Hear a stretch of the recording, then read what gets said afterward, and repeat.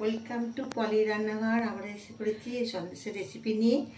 আজকে আমি সন্দেশ দেখাবো নারকেল বাটা আর এখানে চীনাবাদামটা ভালো করে খোসাগুলো ছাড়িয়ে আমি মিক্সিতে গুঁড়ো করে নিয়েছি। আর এখানে রেখেছি ছোটো এলাচ কিছু, এগুলোকে গুঁড়ো করে নিয়েছি। আর এখানে ঘি রেখেছি। আর এখানে একটু আবার পাউডার গুঁড়ো দিতে হবে দুধের, যে কোনো দুধের প্যাকেট হলেই হবে। এই দুধটা যে আমি নিয়েছি খুব গাঢ় দুধ নিয়েছি, এটা আমি অনেকক্ষণ ধরে ফোটাচ্ছি। এর মধ্যে আমি এই শুকনো গুঁড়ো দুধ একটু দেবো, সন্দেশটা তাহলে আরও টেস্টফুল হবে।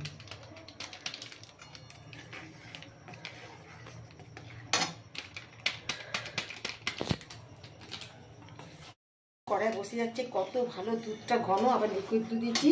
আর নারকেলটা জল দিয়ে কেউ বাটবেন না, নারকেলের মধ্যে একটা স্মাস, নারকেলটা এমনি বাটবেন, জল দেবেন না।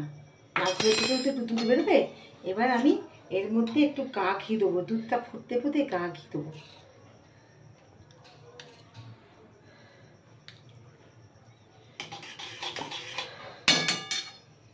তারপর আমি ভালো করে জাল দিয়ে দেবো। দুধটা ঘন হয়ে গেছে, এবার আমি পরিমাণ মতো চিনি দেবো।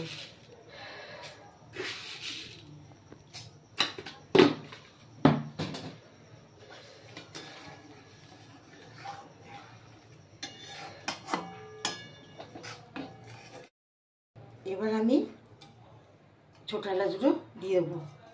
একটু ঘি দিলে খুব সুন্দর সেন্ট হবে সন্দেশটা, এই জন্য ঘি দেওয়া। দুধটা আর একটু ঘন হোক, তারপর আমি এগুলো দেবো। এবার আমি বাদাম বাটাটা দিয়ে দেবো, যেগুলো করেছি গুঁড়ো বাদামটা এবার দিয়ে দেবো।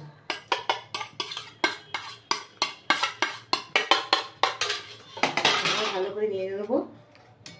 এবার আস্তে আস্তে আস্তে আরও গাঢ় হতে শুরু হবে আর জমেও যাবে না যায়। এবার নারকেল বাটাটাও দিয়ে দেবো।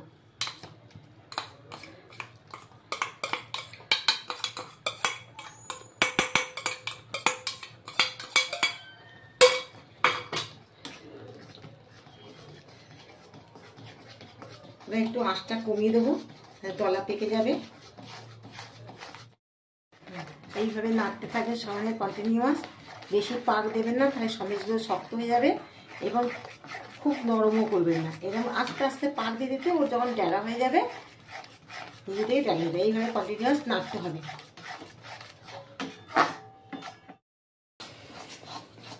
দেখুন সন্দেশটা কিরকম আস্তে আস্তে আস্তে আস্তে এক জায়গায় জড়ো হয়ে যাচ্ছে। মিষ্টিটা কিন্তু আপনারা সবাই বুঝে দেবেন, তাই নারকেলটাও মিষ্টি, তারপরে দুধটা যে ঘন দিয়েছে সেই দুধটাও খুব মিষ্টি, এদিকে বাদামটাও একটু মিষ্টি।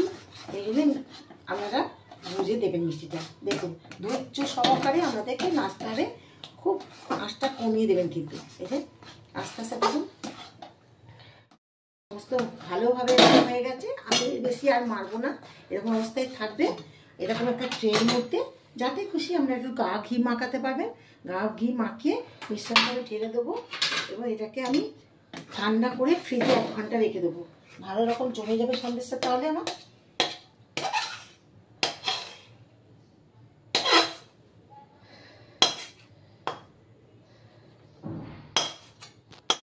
ঢেলে দেবেন। ঢেলে দেওয়ার পর এবার হাতে করে একটু ঘি মাখিয়ে এভাবে একটু করে চেপে চেপে সমানভাবে করে দেবেন।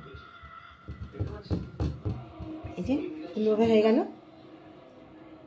এবার এটা আমি ঠান্ডা করে ফ্রিজে আমি 1 ঘন্টা রাখবো, রেখে তারপরে শক্ত হয়ে গেলে আমি পিস পিস করে কেটে আপনাদেরকে দেখিয়ে দেবো।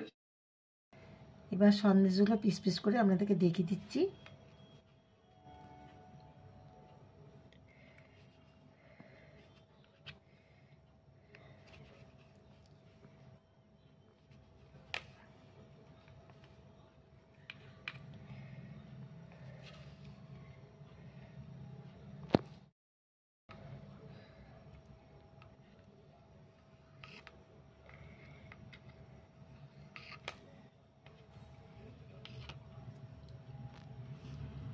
এভাবে সন্দেশগুলো এভাবে তুলবে।